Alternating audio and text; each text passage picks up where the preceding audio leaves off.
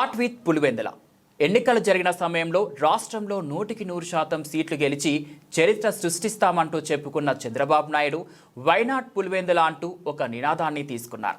పులివెందుల అనేది జగన్ సామ్రాజ్యం అని తెలుసు గాని అక్కడ గెలవబోయేది లేదని నమ్మకం ఉంది గాని వైనాట్ పులివెందుల అనే పదం తమ కార్యకర్తలకు స్ఫూర్తిని ఇస్తుందని బాబుగారు అప్పట్లో అనుకున్నట్టున్నారు.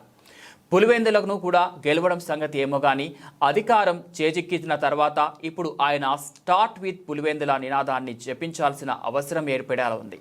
లేకుంటే పార్టీ మొత్తం మునిగిపోతుందనే భయాలు కూడా వ్యక్తమవుతున్నాయి.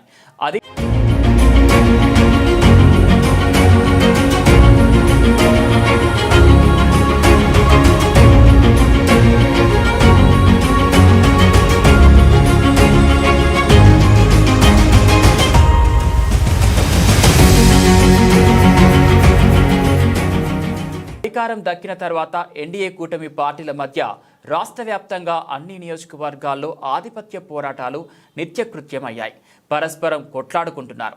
లిక్కర్, ఇసుక దందాలు వంటి వ్యాపారాల విషయంలో చాలా చోట్ల కూటమి పార్టీల నేతలు సిండికేట్ అయిపోయి పంచుకుంటున్నారు. ఇతరత్రా పెత్తనం చెలాయించే విషయాల్లో తమ మాటే నెగ్గాలని, తమ మనుషులకే దక్కాలని నానా బీభత్స కాండలను సృష్టిస్తున్నారు. కూటమిని ఈసారి ఒకరు ఓడించాల్సిన అవసరం లేదు. మేమే ఒకరి వెనుక ఒకరు కోతులు తవ్వుకొని ఓడించుకుంటాం అనే రీతిలో వ్యవహరిస్తున్నారు. ఇవి ప్రస్తుతం పులివెందుల నియోజకవర్గంలో పరాకాష్ఠకు చేరుకున్నాయి.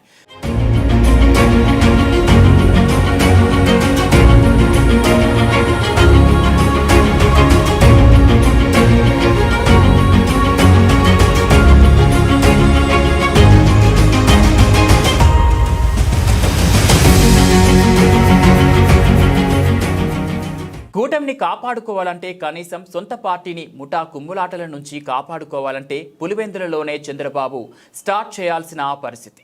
పులివెందులలో పార్టీకి టీకానా లేదు, కానీ తెలుగుదేశంలో ముఠాలు మాత్రం రాజ్యం మేలుతున్నాయి. నియోజకవర్గంలో తమ పార్టీకి బలం లేకపోయినా సరే అనుచరుల మనసులో అన్ని వ్యవహారాల్లో అందినంత దోచుకోవాలనే వారి ఆతృత మాత్రం విపరీతం. ప్రధానంగా అక్కడ బీటెక్ రవి, రాంభూపాల్ రెడ్డి వర్గాల మధ్య పచ్చగడ్డి వేస్తే బగ్గుమనే పరిస్థితి. ఇప్పుడు ఇసుక టెండర్ల కోసం, రేషన్ డీలర్ దందాలను తమ అనుచరులకు ఇప్పించుకోవడం కోసం కొట్టుకుంటున్నారు.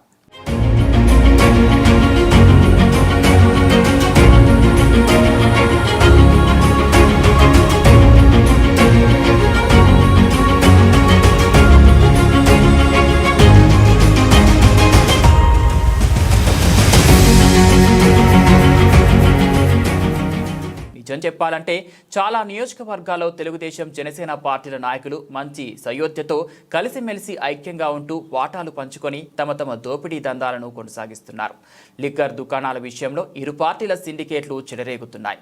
ఇదే సమయంలో ముఠా కక్షలు చెలరేగుతున్న నియోజకవర్గాలు కూడా చాలానే ఉన్నాయి. కూటమి పార్టీల మధ్య విభేదాలు ఒకెత్తు, తెలుగుదేశం పార్టీలోనే అంతర్గతంగా కూడా అదే స్థాయి ముఠా కక్షలు చెలరేగుతూ ఉంటే అధినేత చంద్రబాబు ఏం చేస్తున్నట్లు? పార్టీని సమైక్యంగా బలంగా ఉంచుకోవాలంటే ఆయన తన నష్ట నివారణ చర్యలను పులివెందుల నుంచే ప్రారంభించాల్సి ఉంటుందని విశ్లేషకులు భావిస్తున్నారు.